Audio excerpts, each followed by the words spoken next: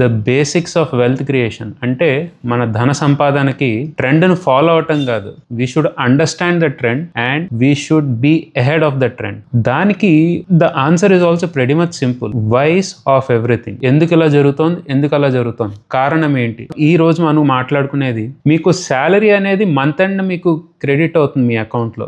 Otherwise I should say deposit అవుతుంది. But EMIs ఒక 5th కానీ 10th కానీ మనకి అకౌంట్లో నుంచి డబ్బులు తీసేస్తారు ఆటోమేటిక్గా. Do you think that's fault? No, that's actually by design. What would banks do? మీరు ఒకవేళ 1 week to 10 days మీ డబ్బులు బ్యాంక్లో ఉన్నాయనుకోండి, banks would earn crores of rupees as interest. మీకు ఆ 5 to 10 days గ్యాప్ రావటం వల్ల you'd also be end up in to psychological trap. అంటే మీరు ఒక సైకలాజికల్ ట్రాప్లో మీరు పడిపోతారు అనమాట. వాట్ విల్ హ్యాపన్ ఇస్ డబ్బులు క్రెడిట్ అయిన రోజునే మీకు ఈఎంఐ కొట్టేశారు అనుకోండి, ఫుల్ టైట్గా ఉంటుంది, చాలా జాగ్రత్తగా మంత్ అంతా ఖర్చులు పెట్టుకుంటారు. అదే మీకు ఆ 5 to 10 days గ్యాప్ ఇచ్చి తర్వాత వాళ్ళు మీ దగ్గర నుంచి డబ్బులు తీసుకున్నారనుకో, ఆ 10 days గ్యాప్ మీకు ఆ క్వశ్చన్ ఉంటే అనుభవించి రాజా అన్నట్టుగా ఉంటారు, నేనే రాజు నేనే మంత్రిగా ఉన్నట్టు ఉంటారు. ఆ ఈఎంఐ వచ్చేలో మొత్తం గోకేస్తారు అనమాట. దానికి ఏం చేస్తారు, మళ్ళీ మీరు అక్కడ ఒప్పో చేసి మళ్ళీ మీరు ఈఎంఐ కట్టాలని చూస్తారు. డిలే అయితే మళ్ళీ వాడు లేట్ పేమెంట్ ఛార్జెస్ వేస్తాడు. That's by design. Number 3, credit card trap. ఈఎంఐలో ఉన్నవాడు ప్రతి ఒక్కరి దగ్గర క్రెడిట్ కార్డులు ఉంటాయి.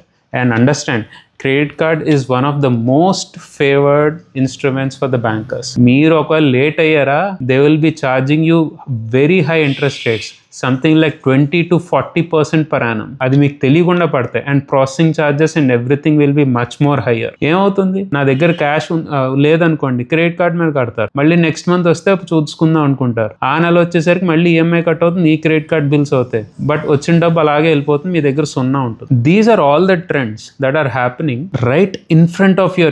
How you can do it is better beat the system and outsmart the banking system. Just go to your branch and say that EMI automatic గా 5th or 10th వద్దు, నాకు 10 రోజులు ఛార్జ్ చేసేయండి అని చెప్పి. లేదు అంటే ఒక ఈఎంఐ వాళ్ళకి కుదరదు అంటే ఆ డబ్బుల్ని వేరే అకౌంట్కి ట్రాన్స్ఫర్ చేసేయండి. ట్రాన్స్ఫర్ చేసి ఆ డబ్బులు మీరు ముట్టుకోకండి, మిగిలిన డబ్బులని ఖర్చు పెట్టండి. There are millions of ways how you can basically outsmart the system, but for that you should always understand why and how could it fail and who is actually the beneficiary in the entire transaction. ఇలాంటి videos కనుక మీకు నచ్చినట్టయితే please subscribe. Thank you.